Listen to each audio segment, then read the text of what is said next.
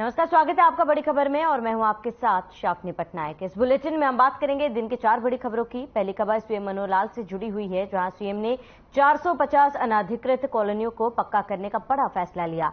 दूसरी खबर कैथल से है, जहां रणदीप सुरजेवाला का वीडियो वायरल हो रहा है। वहीं तीसरी खबर कुरुक्षेत्र से है, जहां लाडवा विधानसभा परिवर्तन यात्रा पहुंची है। और चौथी खबर फरीदाबाद से है, जहां 2 पक्षों में विवाद हुआ है। इन तमाम 4 बड़ी खबरों पर हम विस्तार से चर्चा करेंगे, जहां पर पहली खबर सीएम मनोहर लाल से जुड़ी हुई है। सीएम मनोहर लाल ने कई मनोहर सौगात दी है और आपको बताते हैं कि रणदीप सुरजेवाला का फिर एक बार जुबान फिसली है। और बीते दिनों हमने देखा था विवादित बयान सुरजेवाला की तरफ से सामने आया था और फिर एक बार वीडियो उनका वायरल हो रहा है, जहां पर वे अपशब्द कहते हुए सुनाई दे रहे हैं।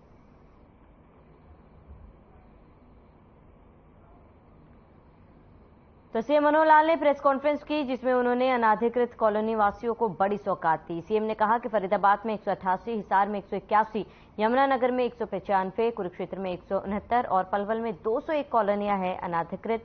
बजट में ऐसी कॉलोनियों के लिए 500 करोड़ रुपए दिए गए। सीएम ने कहा है कि टाउन एंड कंट्री प्लानिंग विभाग ने 2 एकड़ तक की कॉलोनियां अधिकृत की है। सीएम मनोहर लाल ने कहा कि कॉलोनियां एसोसिएशन बनाकर अधिकृत करने के लिए अप्लाई कर सकते हैं। यूएलबी में कलेक्टर रेट का 5% डेवलपमेंट चार्ज के रूप में लिया जाएगा। सेल डीड को हमने बंद कर दिया था ताकि ऐसे मामले सामने आ जाएं।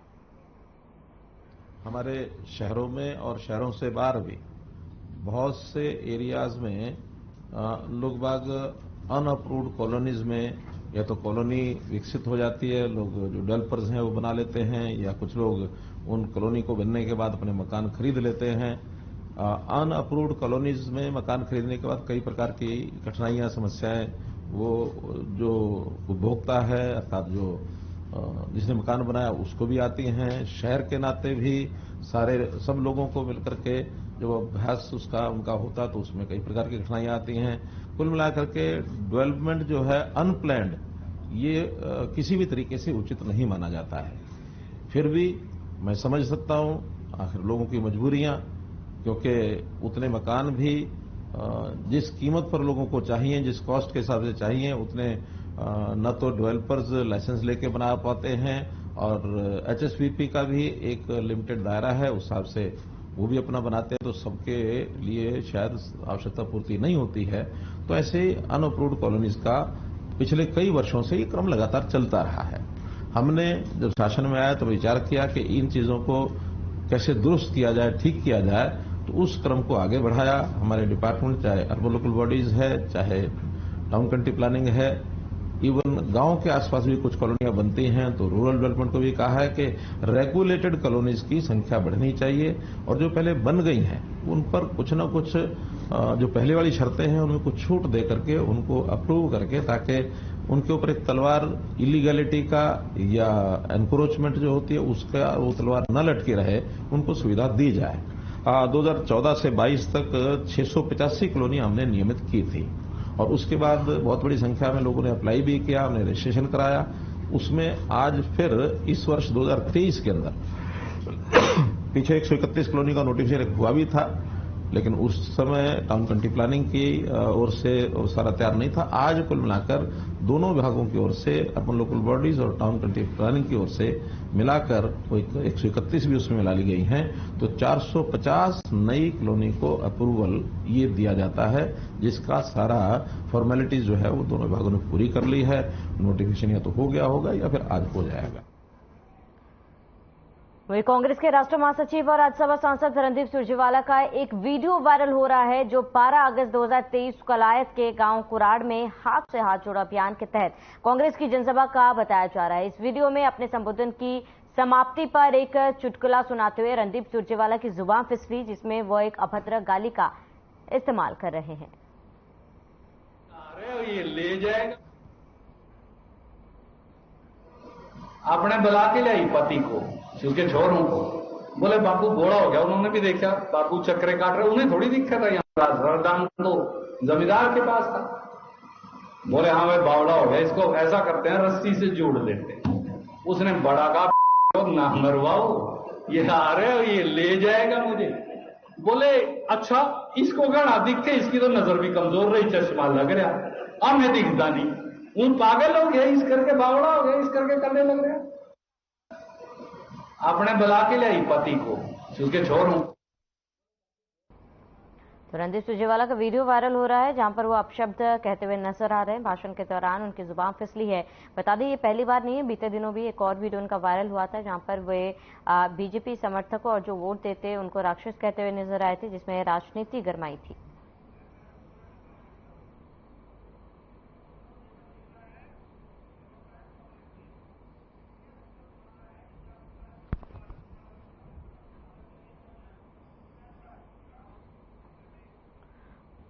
कांग्रेस प्रवक्ता केवल डिंगरा हमारे साथ जुड़े हुए हैं। केवल जी आपका बहुत बहुत स्वागत है। चर्चा को आगे बढ़ाएंगे केवल जी, लेकिन फिर एक बार रणदीप सुरजेवाला ने क्या कुछ कहा है आपको सुनाते हैं।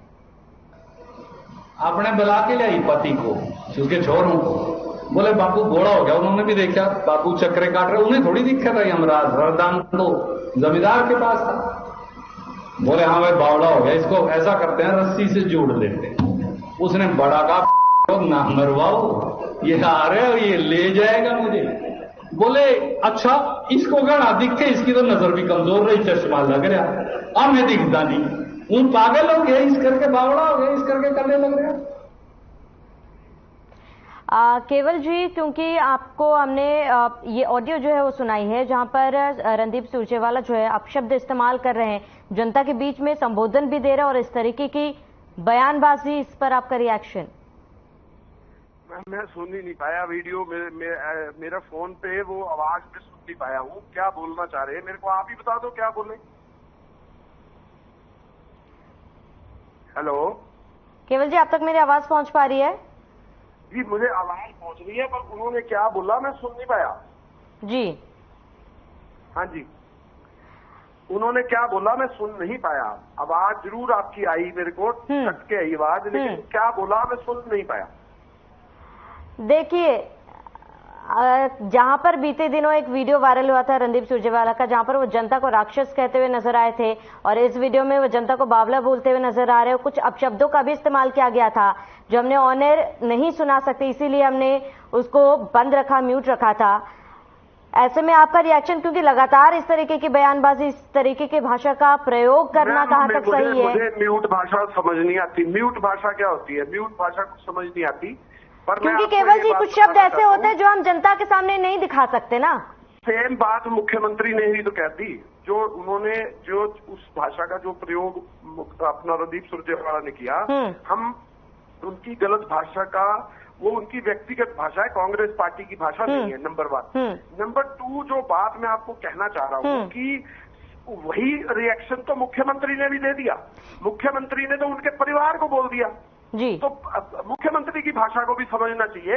जब मुख्यमंत्री उनके परिवार को बोल रहे हैं तो वो तो फिर बीजेपी को भी अपने, और लेकिन केवल जी थोड़ी देर पहले आप ये कह रहे थे कि कौन से शब्दों का इस्तेमाल किया है आप सुन नहीं पाए, और अभी आप बोले जो भाषा का इस्तेमाल रणदीप जी ने किया है वही मुख्यमंत्री ने प्रयोग किया था। जो आप बोल रहे हैं मैं उसी की जवाब दे रहा हूँ आपको। आपने जो कहा कि जो रणदीप सुरजेवाला ने ठीक भाषा का प्रयोग नहीं किया, मैं उसी पे बोल रहा हूँ। वो उनकी व्यक्तिगत बात है जो भी उन्होंने कही है, वो पार्टी की लाइन नहीं है। लेकिन मैं आपको ये कहना चाह रहा हूँ कि वही काम तो मुख्यमंत्री ने भी कर दिया, और मुख्यमंत्री ने तो उनके सारे परिवार को बोल दिया राक्षस।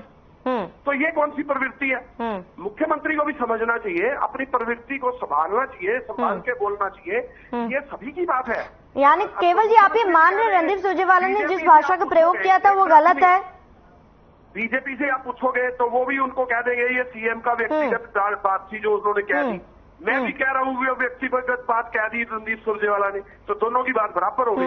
अब बताइए क्या बोलूं? लेकिन केवल जी देखिए, आप जहां पर कोई नेता कार्यकर्ता अच्छी बात करता है तो पार्टी की बात हो जाती है, जहां गलत बयानबाजी करते हुए व्यक्तिगत कैसे हो जाता है? तो यही बात आप मुख्यमंत्री से भी पूछो कि आप। ठीक है, केवल जी लौटूंगे आपके पास। बीजेपी प्रवक्ता सत्यव्रत शास्त्री जी हमारे साथ जुड़ चुके हैं। सत्यव्रत शास्त्री जी, क्योंकि लगातार रणदीप सुरजेवाला का इस तरीके का बयान जो है वो सामने आ रहे हैं, आपका रिएक्शन? क्योंकि केवल डिंगरा जी का ये कहना है कि ये व्यक्तिगत उनकी टिप्पणी थी, आपका रिएक्शन? अच्छा, जो व्यक्तिगत जीवन में आचरण विहीन होता है वो सामाजिक जीवन में सदाचारी हो सकता है कभी? व्यक्तिगत और जिस आदमी को जिस पार्टी ने राष्ट्रीय महामंत्री बना दिया, वो अपने हरियाणा में जो उसकी राजनीतिक जमीन खिसक गई, तो कांग्रेस ने उसको राजस्थान से ले जाके सांसद बना दिया। वो व्यक्तिगत हो गया, और फिर व्यक्तिगत हो गए तो वो श्राप देंगे किसी को? जो जनता जनार्दन तुमको 50 साल से सत्ता में बैठा रही थी, वोट दे रही थी, तब तो देवता थे, और अब वो भाजपा को वोट देने लगे तो वो राक्षस हो गए। और फिर कितनी भद्दी गाली इस प्रकार की, तो गांव के गली मोहल्ले में जब बच्चे झगड़ते तो भी संकोच करते हैं बात को गाली देने में। वो भी कहते थे तेरी यूं, वो भी सीधा नाम नहीं लेते। और भरे मंच के ऊपर जनसभा में इस प्रकार के शब्दावली का प्रयोग, और फिर केवल देंगड़ा जी उनकी सपोर्ट करते हैं। मैं कहता हूं कि जो व्यक्ति सार्वजनिक जीवन में, उसका कोई व्यक्तिगत जीवन में कोई आधार नहीं होना चाहिए। सामाजिक जीवन में यदि वो व्यक्तिगत सदाचारी है तो ही सामाजिक कामों में सदाचारी हो सकता है। तो व्यक्तिगत जीवन ही ठीक नहीं है तो आगे कैसे करेगा? और माननीय मुख्यमंत्री जी के बारे में क्या कह रहे थे? माननीय मुख्यमंत्री जी का कहना इतना था कि हर व्यक्ति के पास एक पुलिस का होमगार्ड या उसको गार्ड खड़ा नहीं किया जा सकता, लेकिन उसको सुरक्षा का एहसास होना चाहिए। वो उसके घटना से पहले, घटना के बाद और घटना के समय, तीनों समय एहसास होना चाहिए।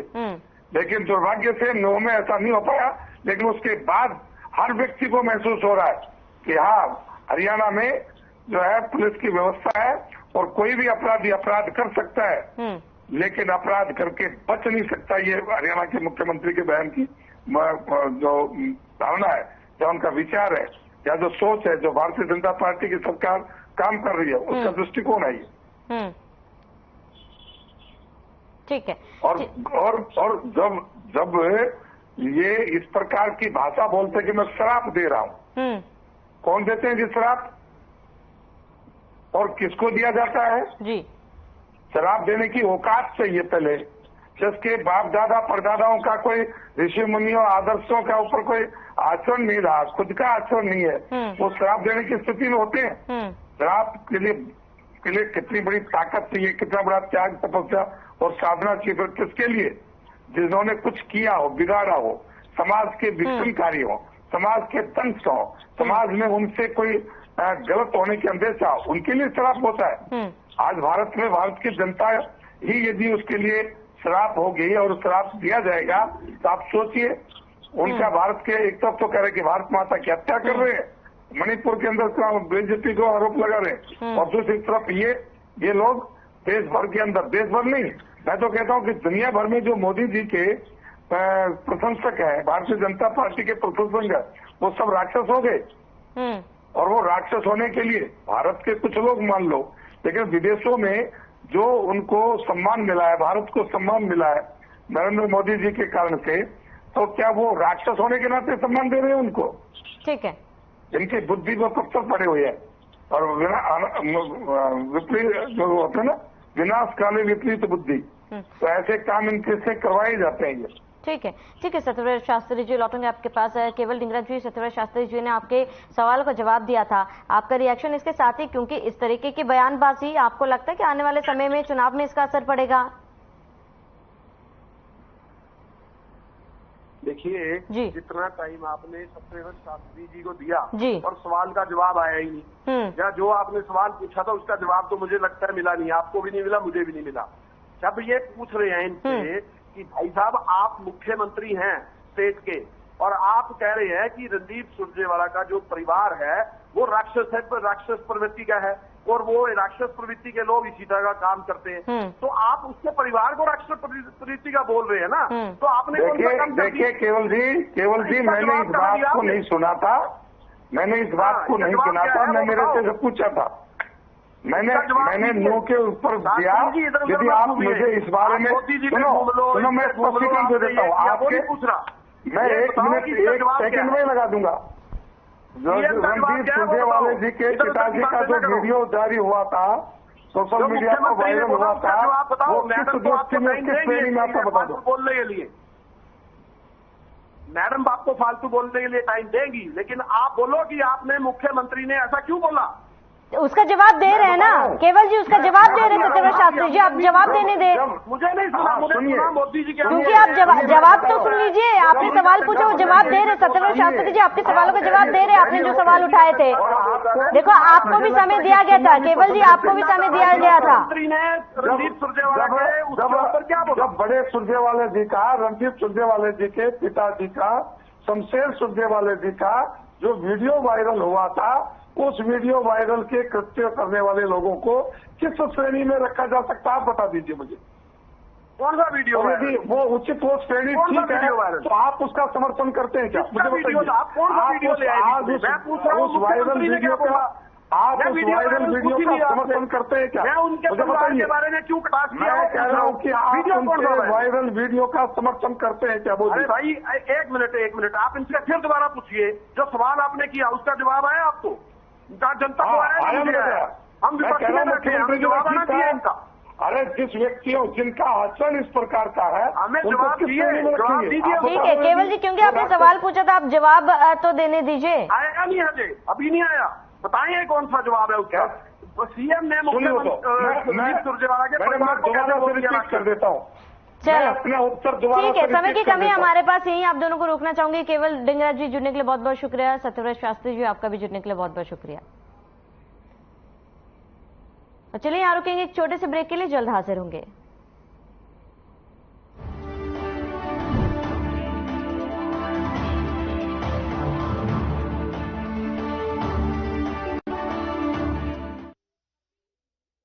Mix with water, spread batter, fry. गाना डाउन। ईंधन की हो रही बचत, शोरगुल से भी मिल रहा निजात है। इलेक्ट्रिक वाहनों के प्रोत्साहन करने के उद्देश्य से राज्य शासन द्वारा इलेक्ट्रिक वाहन नीति 2022 लागू की गई है। इलेक्ट्रिक व्हीकल पॉलिसी के तहत वाहनों की खरीदी में शासन द्वारा प्रति वाहन मूल्य का 10% या अधिकतम 1.50 लाख रुपए, जो भी कम होगा, छूट प्रदान की जाती है। मुख्यमंत्री वृक्षारोपण प्रोत्साहन योजना। प्रदेश सरकार है बताइए कि वृक्षारोपण करो सगुन पेड़ की, तो आमदनी ज्यादा मिली, तो मैं वृक्षारोपण करे हूँ। सरकार है 10,000 देते सालाना, और पेड़ से मतलब बहुत ज्यादा फायदा मिली, और खर्चा पानी भी करे हूँ, लेकिन ऊपर से बहुत ज्यादा 10 गुना भी मतलब फायदा हो सकता है, और वो भी मतलब एक लिए प्रदेश सरकार का बहुत बहुत धन्यवाद। IDTR यानी institute of driving and traffic research Chhattisgarh में वाहन चालकों को ड्राइविंग और ट्रैफिक के संदर्भ में प्रशिक्षण देने के उद्देश्य से नवा रायपुर में IDTR संस्था का निर्माण किया गया है। नवा रायपुर स्थित इस IDTR में अब तक 12,663 लोगों को प्रशिक्षण दिया जा चुका है। इन वाहन चालकों की ड्राइविंग सुरक्षित होगी और दुर्घटनाओं में कमी आएगी। राजीव गांधी भूमिहीन कृषि मजदूर न्याय योजना से मिल रहा है छत्तीसगढ़ के भूमिहीन वर्ग को न्याय। हमार कहा हमार गरीब आदमी पर सलेना 7,000 देवत है, जैसे तबियत खराब है तो कुछ हो जावत है, तो हमारे पैसा है वो किस्त में निकाल सकते हैं, हमारे बन के काम आ जाते। 7,000 मिलते का मतलब बघेल देते सलेना में, बोला 7-5 में खर्चा पर निकाल देता हूँ। और मजदूरी आदमी को भूमिहीन वाला हूँ, 1 कट्ठा जमीन नहीं है, रोजी मजदूरी करता हूँ। बोला सरकार है समय समय में किस्त में पैसा देते, भूमिहीन पैसा, और समय समय में साग भाजी के वही पैसा यूज करता हूँ, गोली पानी के यूज करता हूँ। मोर कर खेत खार नहीं है, बिल्कुल मजदूर हाँ, और कभी बनी मिलते कभी नहीं मिले, और कहता है 7,000 रुपये देते किस्त में, और वो अपन टाइम में मिल जाए। बहुत बहुत धन्यवाद मुख्यमंत्री। गौवंशों के लिए छत्तीसगढ़ बन रहा है वृंदावन धाम। विकास कार्यक्रम से पशुधन को मिल रही सुरक्षा और की जा रही है उनकी सर्वोच्च देखभाल। हाँ, गोबर फेंका जाए और सरकार हाँ पैसा देवत है गोबर बेचे के, हमार घर परिवार घलो खुश है।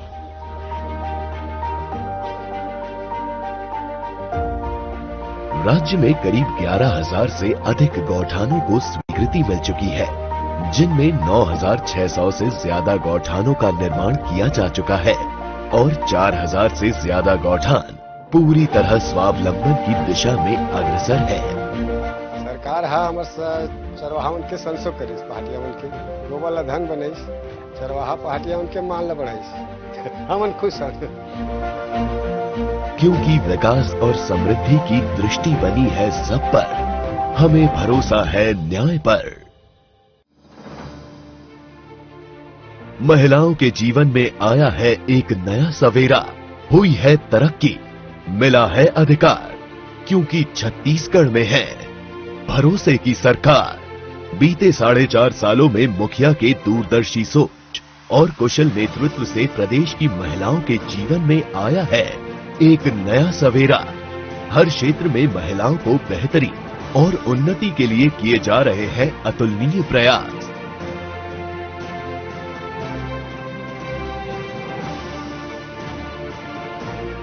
स्वास्थ्य के क्षेत्र में 2 लाख से अधिक अति गंभीर बच्चे कुपोषण से और 1 लाख से अधिक महिलाएं एनीमिया से मुक्त। 4 साल में कुपोषण के दर में 8.7% की कमी, जो है एक बड़ी उपलब्धि।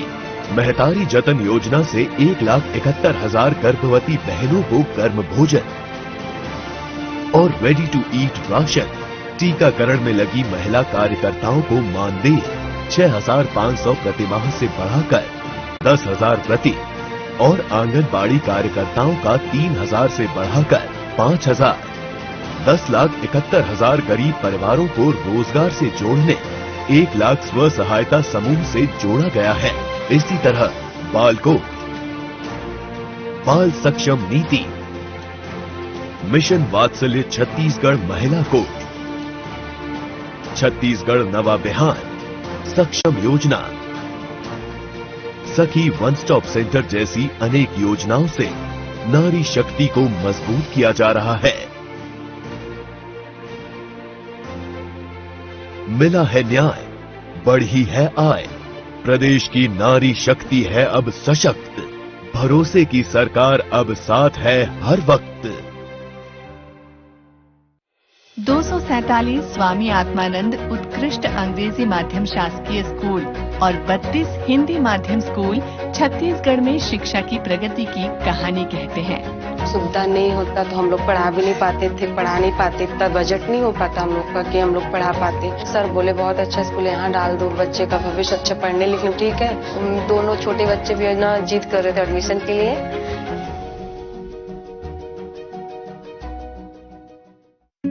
Hey mom, hey look, I get down.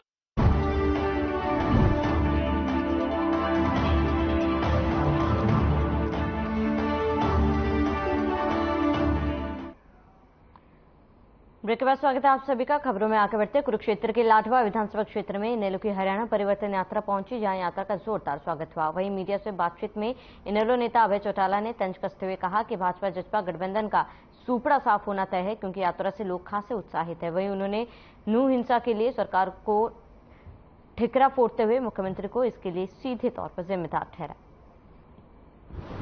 और अब तक 72 विधानसभा क्षेत्र हो गया, आज ये 72 कवर हो जाएगा मेरा।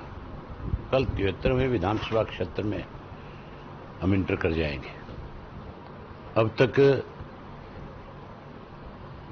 3080 किलोमीटर के करीब यात्रा चली है और 1500 से ज्यादा शहर, गांव और कस्बों में होकर के आए। यात्रा को बहुत बड़ा समर्थन है लोगों का। हर आदमी जो है इस सरकार से दुखी है, परेशान है। फरीदाबाद में लगातार बदमाशों के हौसले इस कदर बुलंद है, बदमाशों को पुलिस का भी डर नहीं। ताजा मामला फरीदाबाद के 2 गांवों से सामने आया, जहां दोनों गांव में अलग अलग गोली की वारदात को अंजाम देने के बाद आरोपी मौके से फरार हो गए। सूचना के बाद मौके पर पहुंची पुलिस टीम मामले की जांच कर रही है और जल्द ही आरोपियों को गिरफ्तार करने का दावा किया जा रहा है। तस्वीरों में आप देख सकते हैं कि बल्लभगढ़ के सिविल अस्पताल का, जहां पर फरीदाबाद के 2 अलग अलग गाँव में गोली की घटना सामने आई। पहली घटना फरीदाबाद के नरहवाली गांव से सामने आई है, जहां पर पुरानी रंजिश के चलते 18 वर्ष के युवक को गोली मारकर मारने की कोशिश की। दूसरी घटना फरीदाबाद से फतेहपुर गांव से सामने आई, जहां पर अपराधियों ने 2 महीने बाद अपने घर वापस आए मुकेश नाम के व्यक्ति के ऊपर गोलियों से हमला कर दिया। वहीं इस पूरे मामले पर एसीपी टिकाऊ राजेश कुमार ने बताया कि जैसे ही पुलिस को सूचना मिली, पुलिस मौके पर पहुंची और दोनों जगह पर पुलिस ने तमाम सबूत इकट्ठा कर लिए और कई टीमें आरोपियों की तलाश कर रही है। जल्द ही आरोपियों को गिरफ्तार कर लिया जाएगा।